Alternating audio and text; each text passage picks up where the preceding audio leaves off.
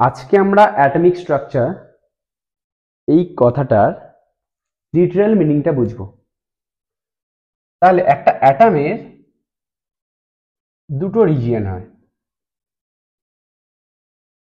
একদম মাঝের যে রিজিয়নটা, একটা অ্যাটমের ঠিক মাঝের রিজিয়নটা মানে একটা মিডল মোস্ট রিজিয়নটা, সেটাকে আমরা বলবো নিউক্লিয়াস, অ্যান্ড আউটার নিউক্লিয়াস। নিউক্লিয়াসের ঠিক বাইরের দিকটা কি বলবো? Outer nucleus. এই আউটার নিউক্লিয়াসে কি থাকে? অরবিটস থাকে। ঠিক আছে, তাহলে একটা অ্যাটমের দুটো রিজিয়ন জানলাম, একটা হচ্ছে নিউক্লিয়াস, একটা আউটার নিউক্লিয়াস। আউটার নিউক্লিয়াসে কি থাকে?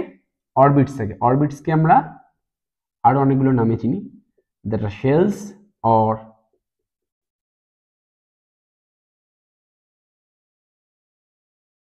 Energy levels.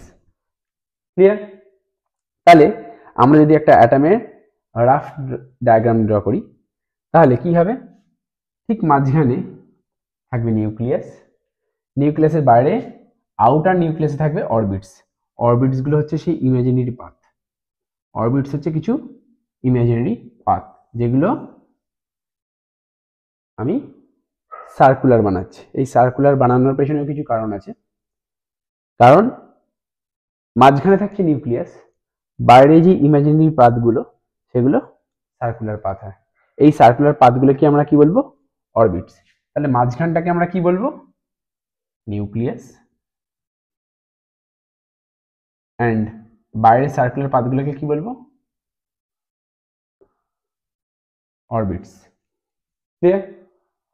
এবারে আগের ভিডিওয়ে আমরা একটা পয়েন্ট বলে শেষ করেছিলাম যে অ্যাটমকে ডিভাইড করে আমরা তিনটে সাব অ্যাটমিক পার্টিকেল পেয়ে থাকি, তাই না? অ্যাটমকে ডিভাইড করে আমরা তিনটে সাব অ্যাটমিক পার্টিকেল পেয়ে থাকি। কি কি সেগুলো? Electrons, protons and neutrons. তাহলে অ্যাটমকে ডিভাইড করে আমরা তিনটে সাব অ্যাটমিক পার্টিকেল পেয়ে থাকি। এবার জানতে হবে electron negatively charge particle, protons positively charge particle, আর নিউট্রনের কোনো চার্জ নেই। Neutron is chargeless. এবারে অ্যাকচুয়ালি ইলেকট্রনের চার্জটা কি বা চার্জের ভ্যালুটা কি, এটা মেমোরাইজ করে রাখতে হবে। যদিও খুব একটা ছোট ক্লাসে এটার দরকার পড়ে না, মনে রাখতে পারলে ভালো। ইলেকট্রনের চার্জটা কত? -1.6 ইন্টু 10⁻⁻19 কুলম্ব। প্রোটনের চার্জটা কত? +1.6 ইন্টু 10⁻⁻19 কুলম্ব। আর নিউট্রন তো চার্জলেস, নিউট্রনের কোনো চার্জ হয় না। এবারে একদম ছোট ক্লাসে আমরা যখন ইলেকট্রনের চার্জটা পড়বো, তখন আমরা এই এত বড় চার্জটা মনে রাখবো না। আমরা জাস্ট এটুকুনি মনে রাখবো যে ইলেকট্রনের চার্জ -1। প্রোটনের চার্জটা এত বড়টা মনে রাখবো না, জাস্ট মনে রাখবো প্রোটনের চার্জ +1। আর নিউট্রন তো চার্জলেস, ফার্স্ট থেকেই বলে আসছে। তাহলে এই যে অ্যাটমকে ডিভাইড করে আমরা ইলেকট্রন, প্রোটন আর নিউট্রন পাচ্ছি, এগুলোকে বলবো sub atomic particle. These are sub atomic particle. মানে অ্যাটমকে ডিভাইড করে আমরা কি পাচ্ছি? Electron, proton and neutron. এগুলো কি? Sub atomic particle. এই সাব অ্যাটমিক পার্টিকেলগুলো অ্যাটমস এর মধ্যে কোথায় থাকে? দেখ, ইলেকট্রনকে আমরা স্মল ই দিয়ে ডিনোট করব, প্রোটনকে আমরা স্মল পি দিয়ে ডিনোট করব, নিউট্রনকে আমরা স্মল এন দিয়ে ডিনোট করব। ঠিক আছে? এই ইলেকট্রনগুলো কোথায় থাকে? এই অরবিটসে। অরবিটস এগুলো, এই অরবিটসে ইলেকট্রনগুলো রিভলভ করে। These are electrons. ঠিক আছে? এই অরবিটসে ইলেকট্রনগুলো রিভলভ করে বা ঘোরে। আর নিউক্লিয়াসে থাকে প্রোটনস অ্যান্ড নিউট্রনস। নিউক্লিয়াসে কি কি থাকে? Protons and neutrons. এটা মাথায় রাখতে হবে যে নিউক্লিয়াসের মধ্যে প্রোটন আর নিউট্রন থাকে, নিউক্লিয়াসের বাইরে মানে আউটার নিউক্লিয়াস রিজিয়নে, দ্যাট মিনস অরবিটসে বা ইমাজিনারি পাথে ইলেকট্রনস গুলো রিভলভ করে। ঠিক মনে কর আমাদের যেমন প্ল্যানেটারি সিস্টেমটা আছে, মাঝখানে সান থাকছে যেটা এখানে নিউক্লিয়াস, তার বাইরে প্ল্যানেট গুলো যেরকম ভাবে সানকে রিভলভ করে, এখানে ইলেকট্রন গুলো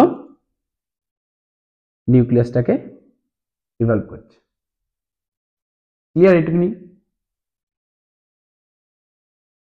এবারে আমরা আর একটা জিনিস জানবো যে এরকম কতগুলো অরবিট জেনারেলি থাকে। জেনারেলি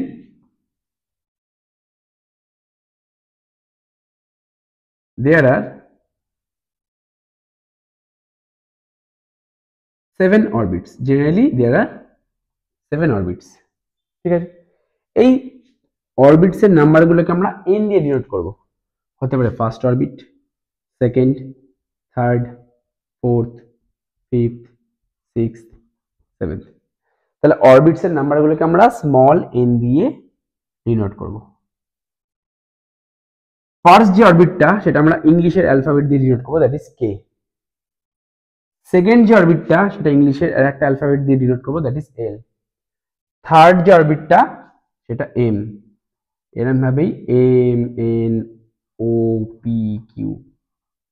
ঠিক আছে, কে থেকে কিউ অবধি ডিনোট করব 7টা শেলকে।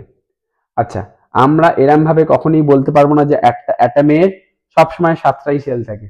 আমরা যদি অ্যাটমকে এক্সাইট করতে পারি, দ্যাট মিনস অ্যাটমসকে হতে পারে এনার্জি প্রোভাইড করছি বাইরের থেকে, মানে অ্যাটমটাকে এক্সাইটেড করছি, তখন কিন্তু এনার্জি লেভেল ইনক্রিজ করতে পারে। কারণ আমরা বাইরের থেকে এনার্জি প্রোভাইড করছি, যদি বাইরের থেকে এনার্জি প্রোভাইড করি তাহলে অ্যাটমের এনার্জি লেভেলস গুলো আস্তে আস্তে বাড়তে থাকবে। কারণ আমি আগেই বলেছি অরবিটস মানে এনার্জি লেভেলস। তাহলে আমরা যদি বাইরের থেকে একটা অ্যাটমের মধ্যে, লেটস সে একটা অ্যাটম, এর কাছে আমি ধরলাম যে 7টা সেলস আছে, ঠিক আছে, কিন্তু আমি এটা বাইরের থেকে আরো এনার্জি প্রোভাইড করছি, তাহলে তখন তো 7টা সেলে কাজ হয় না, এনার্জি লেভেল আস্তে আস্তে বাড়বে।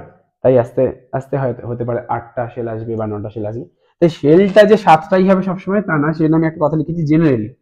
জেনারেলি 7টা সেল হয়, কিন্তু আমরা যদি বাইরের থেকে এনার্জি প্রোভাইড করে একটা অ্যাটমকে এক্সাইটেড করে তুলি তাহলে সেক্ষেত্রে এনার্জি লেভেলস ইনক্রিজ করতে পারে। তা আমাদের